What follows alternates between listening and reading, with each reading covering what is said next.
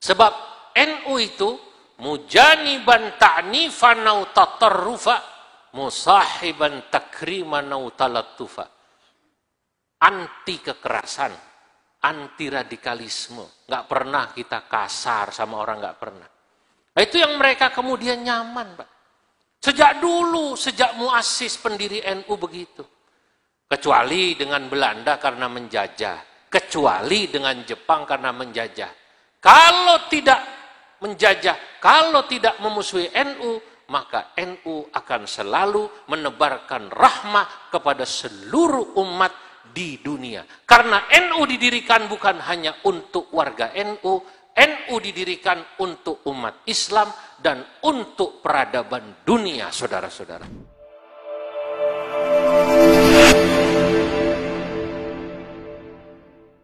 Hadirin wal hadirat, seluruh pengurus NU yang dimuliakan Allah, hari ini alhamdulillah saya bangga Ketua PWNU dan Tuan Guru Bagu mengadakan pelantikan NU di kantornya.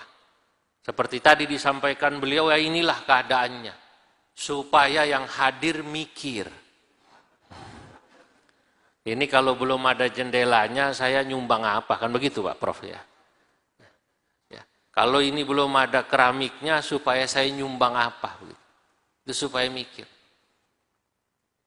Saya ingin katakan bahwa Nahdlatul Ulama tadi syajaratun thayyibah, asluha thabitun. Ini NU luar biasa. Laksana pohon yang akarnya menghujam ke bawah. Kita ini di seluruh Indonesia lengkap. Cabang kita ada 522 di seluruh Indonesia. Di dunia yang sudah dapat SK, ya, dan karena memang beberapa negara digabungkan seperti Australia dan Selandia Baru, seperti Amerika dan Kanada, dan juga beberapa yang lain itu yang SK-nya sudah keluar, dan yang sudah keluar 33 negara. Yang dalam proses masih banyak yang belum dilantik. Belum lagi orang-orang luar negeri yang mereka ingin menjadi warga NU, termasuk NU di Malaysia, itu warga Malaysia asli masuk kepada Nahdlatul Ulama, termasuk di Afghanistan. Kenapa saudara-saudara mereka bahkan mendirikan NU Malaysia, NU Afghanistan, dan anggotanya warga negara Malaysia, warga negara Afghanistan tadi? Karena mereka senang dengan ajaran atau fikrah pemikiran Nahdlatul Ulama, mereka cocok. Ini loh ajaran yang sesungguhnya dibawa oleh Nabi Muhammad Sallallahu Alaihi Wasallam, yakni ajaran Ahlus Sunnah wal Jamaah. Saya nanti sore itu bicara pada Harlah NU di Belgia. Kebetulan dubesnya namanya Pak Andri Hadi. Ya. Eropa semua ikut. Seminggu lalu atau persisnya hari Ahad malam Senin saat saya di Bukit Tinggi dengan Amerika dan Kanada. Itu yang hadir bukan saja semua orang NU, bahkan dari Muhammadiyah, bahkan non-muslim hadir. Mereka sangat ingin mendengar pandangan-pandangan NU. Karena Rais Am kita dan Ketua Umum kita, Kiai Haji Miftahul Akhyar dan juga Kiai Haji Yahya Khalil Saquf, membuat tema Harlah NU ini yang ke-99 dengan judul Merawat Jagat dan Membangun Peradaban. Selain visi beliau sendiri selama 5 tahun, ingin membuat NU mandiri dan mendunia. Mandiri itu artinya apa? Mandiri artinya NU di level internal harus mandiri. Secara organisasi mandiri, secara ekonomi mandiri, secara pemikiran mandiri. Secara organisasi mandiri kita tak boleh dipengaruhi oleh organisasi apapun dari luar. Baik itu politik maupun non-politik. Orang PKB, PDI, P3, Golkar, Nasdem, apapun boleh masuk jadi anggota NU, tapi mereka tidak boleh mengatur Nahdlatul Ulama. Ya. Kalau mereka masuk ke Nahdlatul Ulama, mereka harus jadi santri para kiai, bukan mereka mengatur NU. Makanya kalau ada bupati dari NU, tidak boleh bupati ngatur NU. Yang boleh bupatinya bertanya kepada pengurus wilayah NU atau pengurus cabang, apa yang bisa saya berikan kepada NU untuk khidmah, begitu. Itu bukan, itu namanya mandiri. Karenanya saya katakan di mana-mana pengurus NU harus gagah. Gak boleh kepada pejabat itu kayak orang berdoa, ya arhamar rahimin irhamna. Tidak boleh. NU besar.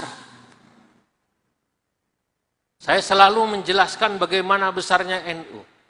Saya katakan NTB ini boleh dibilang termasuk kalau itu ibarat Polda atau ya semacam Kodam ini baru levelnya atau tipenya tipe B lah, tipe B. Tipe A-nya memang masih Jawa Timur. Jawa Timur itu Masya Allah. Saya melantik PCNU Sidoarjo 10 hari lalu. Ya, itu PCNU Sidoarjo, ununya megah, rumah sakitnya megah.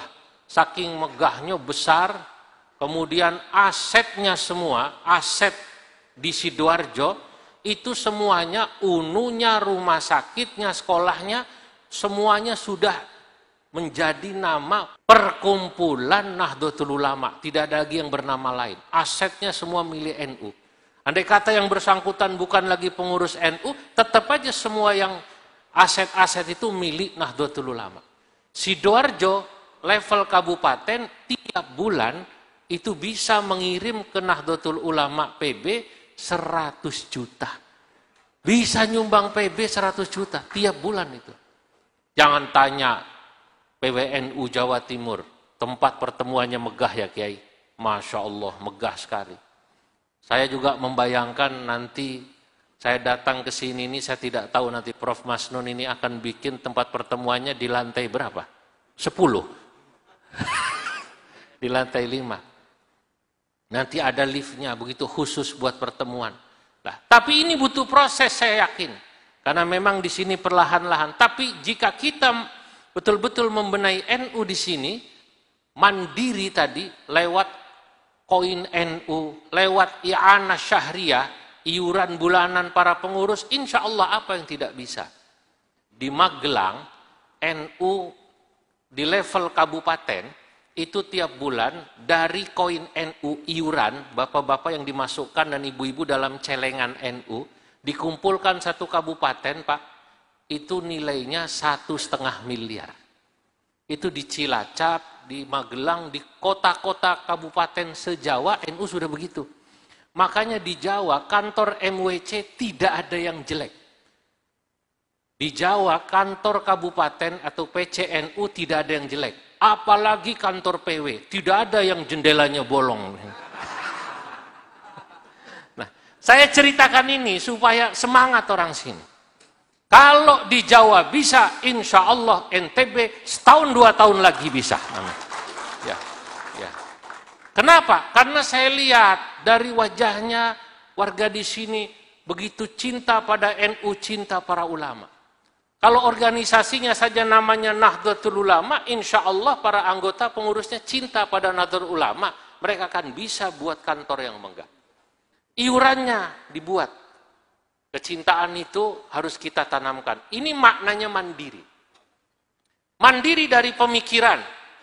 Itu karena memang NU didirikan memiliki manhaj. Manhaj Ahlus Sunnah wal Jamaahnya jelas. Kita jelas patokannya. Dalam kitab yang nanti saya bagikan, saya tulis di situ satu nazam. Saya sebut nazam yang saya tulis dalam kitab itu Al-Manzumatun Nawawiyah wal Khasa'is An-Nahdiyah, nazam yang berisi tentang Syekh Nawawi, ya Al-Bantani, wal Khasa'is An-Nahdiyah, dan bercerita tentang keistimewaan NU. Saya sebut Syekh Nawawi dalam nazam kitab itu, insya Allah para syuriah, kiai-kiai se-NTB akan dapat. Saya bawa tidak banyak, 20, tapi dibagi nanti oleh Prof. Masnun kepada semua yang hadir, ya, dari syuriah yang hadir se-NTB. Saya katakan bagaimana hubungan Syekh Nawawi dengan Syekh Abdul Ghani. Saya katakan Syekh Abdul Ghani Bima itu gurunya Syekh Nawawi. Saya bilang, wa min kibari ulama'il jawi at-tanariyul asli thumma as-sawi al-bantaniyu thumma al-andunisi Syekh al-Hijazi sammahul unasi fahadhihi dirasatun syakhsiyah lin-Nawawi sahibil karamah. Apa yang saya tulis menjelaskan tentang Maha Guru Nusantara yang menjadi guru Hadratus Syekh Kiai Haji Hasyim Asy'ari pendiri NU, yakni Syekh Nawawi Al-Bantani. Beliau kitabnya banyak. Ada 100 kitabnya Syekh Nawawi. Di seluruh pesantren NU setidaknya ada 22 kitabnya Syekh Nawawi dibaca. Yang paling terkenal Tafsir Munir Murah Labid. Kemudian kitabnya Syarah Bidayatul Hidayah. Bidayatul Hidayah adalah kitabnya Imam Ghazali, disyarahi oleh Syekh Nawawi menjadi Maraqil Ubudiyah. Yang paling terkenal, beliau juga mensyarahi matan Abi Syuja, Takrib. Beliau kasih nama Tausyih ala Ibni Qasim. Maka saya katakan dalam kitab itu, wa khairu kutbihi marah labidi likashfi ma'na Qur'anim majidi wa syarrahat taqriba bitawsyihi fahabbadha man ja'a bitawdihi wa 'allamat tariqatas sadida syarhan ala bidayatil hidayah. Itu Syekh Nawawi. Lalu gurunya, disinilah nyambung dengan NTB. Fa syaikhuhu waliduhu sahlun wa ma Abdul Hamid lil katsiri muttaba. Gurunya Syekh Nawawi pertama ayahnya namanya Syekh Umar. Lalu kakak dari ibunya, uaknya, namanya Sahlun. Lalu di Mesir, lalu di Arab sana ada gurunya Syekh Nawawi yang terkenal, Muhsyid Tuhfah, namanya Syekh Abdul Hamid Asy-Syarwani Ad-Dagistani, yang mensyarahi kitab Tuhfat, ya, memberi hasyiah kitab Tuhfatul Muhtajnya Ibnu Hajar. Nah, yang dari Bima saya katakan, Fanahrawi thumma Syekhul Bimawi wa Dimyati wal Junaidul Batawi wa Mufti Makkah Zaini Dahlana wa fil Batawi Sayyid Utsmana. Saudara-saudara, di sini saya jelaskan Syekh Nawawi, pada bagian kedua saya jelaskan NU. Saya bilang begini, muridnya Syekh Nawawi itulah yang menyebarkan faham Ahlus Sunnah wal Jamaah. Paham ini sudah dipegang oleh ulama Nusantara sejak dulu dan diikuti oleh ulama-ulama NU. Wa nasyaru minhaja ahli sunnah tab'an linahjil Mustafa wa mamma'ah tawassutun tawazunu i'tidalu tasamuhun fasma' lima yuqalu. NU itu saudara-saudara, pertama fikrahnya yang membuat kita mandiri, tidak bisa digoyang oleh pemikiran-pemikiran luar yang ekstrim kini, ekstrim kanan maupun ekstrim kiri. Kita tahu di luar sana ada orang-orang radikal yang mengajarkan orang supaya memusuhi, mengkafirkan orang yang berbeda dengan dia. NU tidak begitu. Sama orang kafir saja hidup bisa berdampingan, kata Pak Gubernur tadi. Apalagi dengan sesama muslim. Kita ini dengan orang non-muslim bisa hidup berdampingan, NU. Saya berkali-kali bicara di forum-forum di mana orang non-muslim itu hadir. Mereka selalu bilang, Pak Kiai, kami ini Masya Allah nyaman kalau duduk bersama, hidup bertetangga dengan Nahdlatul Ulama.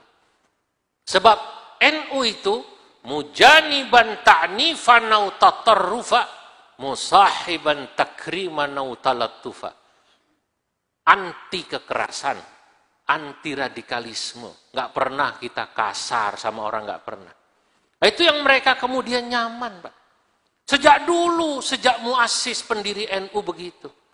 Kecuali dengan Belanda karena menjajah. Kecuali dengan Jepang karena menjajah.